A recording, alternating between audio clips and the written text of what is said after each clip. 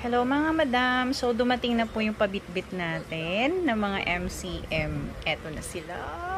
Ang ganda-ganda ni Pink. Super nice ng color niyan. So ang inclusion niya po is meron siyang cards. Ayan. Then may booklet.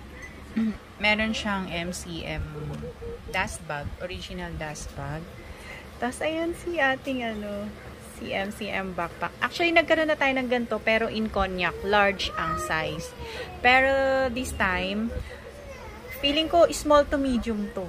Small going to medium. Ang cute. Super cute. Ang ganda. Sige, tignan natin yung bag. Ayan. Eto po siya. Ang ganda ng kulay. Dalawa ang puller sa main. Gold po yung kanyang hardwares. So, super nice color. Barbie ang kulay. Then, meron siyang pocket dito sa harap. Eto mga madam, pwede sa mga may gadgets. Pero this time, small size ito. Okay?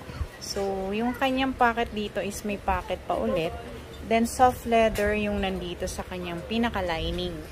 Ayan. Super soft leather yung kanyang lining. Tapos, may MCM dyan. Tapos, ganda mga madam.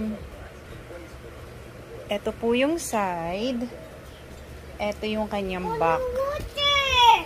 Yes, baby.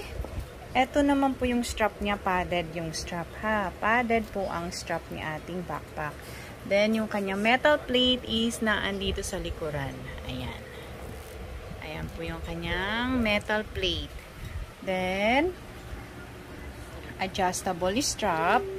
Gold pa rin yung mga rivets. Gold pa rin yung mga rivets niya. Tsaka yung mga bakal. Same po dito sa kabila. Ganda ng kulay mga madam. Color pink. Gosh. Ang cute ng kulay. So, other side. Then, ayan po yung kanyang ilalim. Okay po yung kanyang handle. No problem at all. Ganda ng size ito mga madam, promise. So, pag inopen naman natin yung kanyang main compartment. Ayan.